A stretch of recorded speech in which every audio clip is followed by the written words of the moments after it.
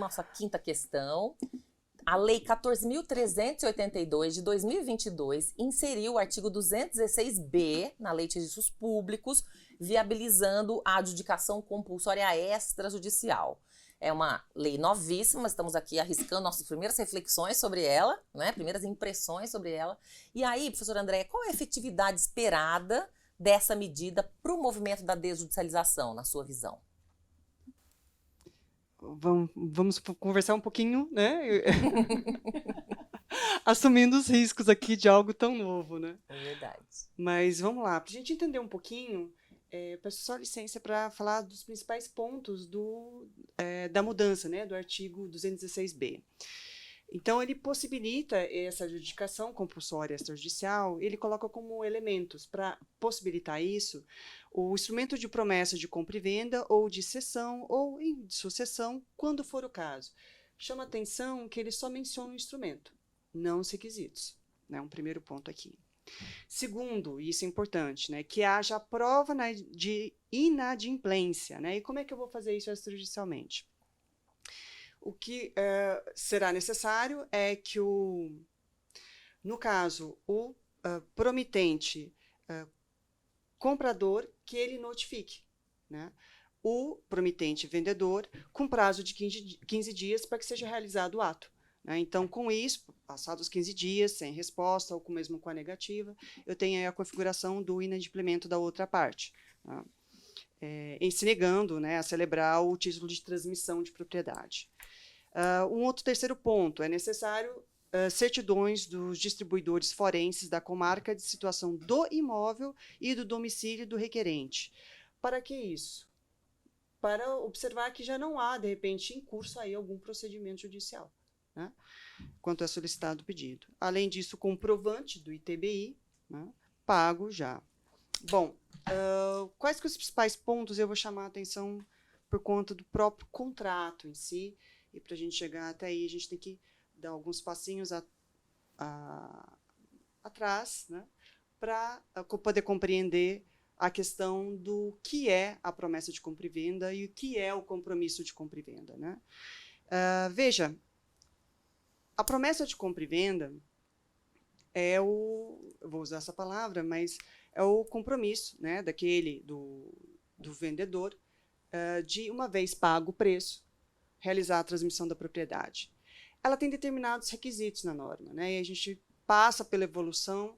Antes tinha a questão do Decreto-Lei 58 de 37, falando da possibilidade de utilização da ação de adjudicação compulsória, uma vez que houvesse esse compromisso, vou colocar como compromisso, né? Mas seria essa promessa de compra e venda, uma vez pago por inteiro, portanto, e que essa promessa não tivesse nem cláusula de arrependimento e que ela tivesse o registro no registro de imóveis competentes. Né? No registro de imóvel competente, perdão, um só. Posteriormente, veio a Lei do Parcelamento do Solo, a Lei 6.799, e ela trouxe uma inovação nesse sentido.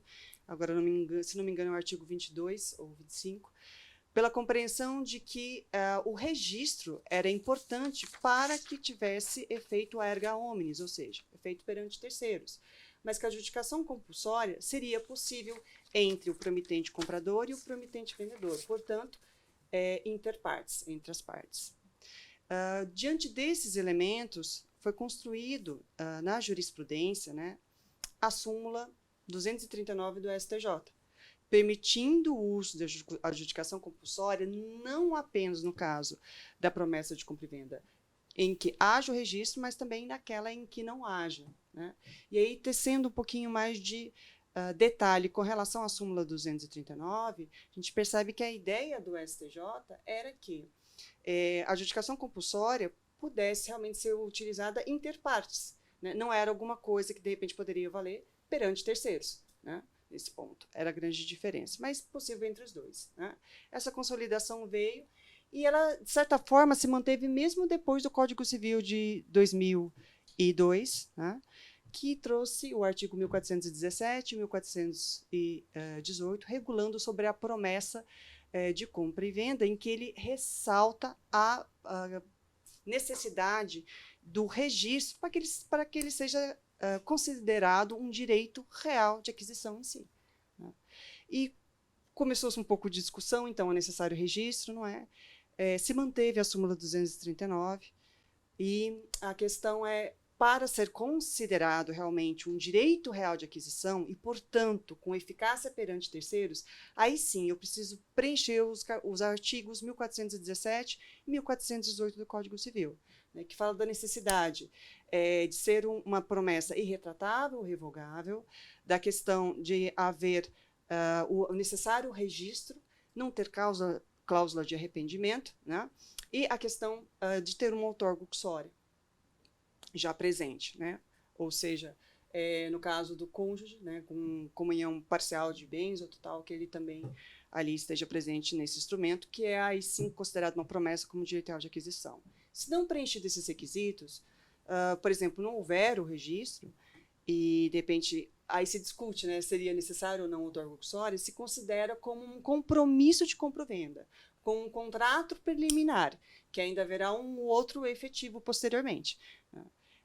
E que o entendimento mais clássico do direito civil entende que seria possível só uma obrigação de fazer e não a adjudicação compulsória. Né? Eu estou trazendo um pouquinho agora para o termo da doutrina.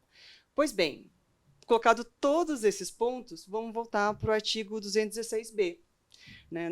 Principalmente ali no artigo 216b, parágrafo 1º, no primeiro inciso, ele fala exatamente do instrumento de promessa de compra e venda, ou da cessão, mas ele não indica os elementos. Então, a questão é, será que a súmula 239 do STJ, né, que dispensa a possibilidade, a necessidade do registro para que tenha a possibilidade de uso da ação de adjudicação compulsória entre as partes, é extensível, né? Pode ser aplicada também aqui, pode ser compreendida também aqui? Essa é uma dúvida que eu tenho para mim que vai surgir. Solução, agora eu vou arriscar. Eu entendo que exatamente pensando, né, na ideia de facilitar a resolução dessas questões, que deveria ser admitido também, nesse caso, sem a necessidade do registro prévio da promessa de compra e venda. Né? Entretanto, o que eu sinto que vai acontecer na prática? Vai haver suscitação de dúvida por parte do registrador, e quem vai trazer, no fim, essa solução vão ser as normas da corregedoria, né, geral, especializada nisso, que vão se pronunciar. E acredito que, pensando exatamente no movimento, né, de desjudicialização, observem a possibilidade exatamente de reconhecer, mesmo que essa possibilidade de adjudicação compulsória, mesmo que não haja o registro. Né? Por outro lado, se não houver no próprio instrumento ali a outorga uxória, aí eu acredito que fica difícil utilizar essa via extrajudicial. Né? Mas a questão do registro, entendo que deveria ser considerado também, a partir tendo como um ponto a súmula 239 do STJ. Muito interessante, né? A gente percebe como tem que ter toda uma trajetória, um percurso, né? Uma decisão informada, porque muitas pessoas podem não entender, nossa, mas que complicação, né? Porque é isso, a gente está falando de um sistema que pensa na segurança jurídica. A professora Andréa falou, e eu acho que é verdade, muitos tabeliães, né, vão lá, puxa, mas que segurança que eu tenho? Tem uma responsabilidade objetiva, né, dos titulares dos cartórios. Então, muitos tenho certeza que vão suscitar essa dúvida para poder ter, vamos dizer, um amparo, dizendo, bom, então o juiz corregedor, até surgir a norma, vai dando esse amparo. Mas eu concordo com você, acho que a ideia, né, dentro da decisão informada, muitas pessoas não sabem que são do registro. O Brasil é muito focado na posse, na verdade.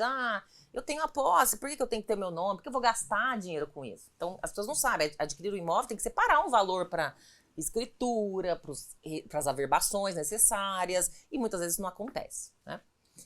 Quer comentar, Anelise? Sim, eu gostaria de adicionar nesse debate essa perspectiva que nós temos, né, de uma construção doutrinária envolvendo o princípio da concentração na matrícula, né, que vem sendo adotado, enfim, até uma legislação que trouxe isso.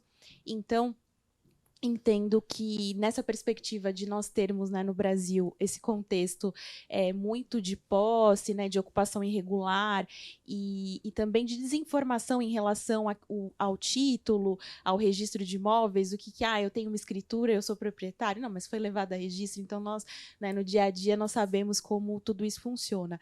Então, nessa perspectiva, eu entendo que é bem importante nós buscarmos, né, e esse princípio é interessante, justamente para facilitar esse contexto, né, dos proprietários, dos adquirentes, para entender ali a realidade daquele imóvel, né, e buscar ter todas as informações ali na matrícula que facilita, que nós sabemos, né, que as pessoas acabam tendo um acesso mais fácil, né, quando estávamos falando aqui nesse debate, nessa perspectiva, né, da sociedade, eu entendo que os registros públicos como um todo, eles trazem essa possibilidade de informação, de conhecimento e até essa perspectiva, né, de trazer para o extrajudicial, né, essa possibilidade da adjudicação, né, ela também mostra esse papel importante, né, que os registros públicos, né, que o tabelionato, nesse caso, teria. Então, eu trago para o debate também essa perspectiva, né, sem prejuízo da súmula, que entendo que ela seria um caminho interessante dela ser aplicada, também pensar nessa perspectiva de buscar privilegiar esse princípio da concentração, que eu acho que, né, sempre quando nós trazemos para essa eficácia erga omnes, para o conhecimento de todos, entendo que acaba evitando problemas futuros.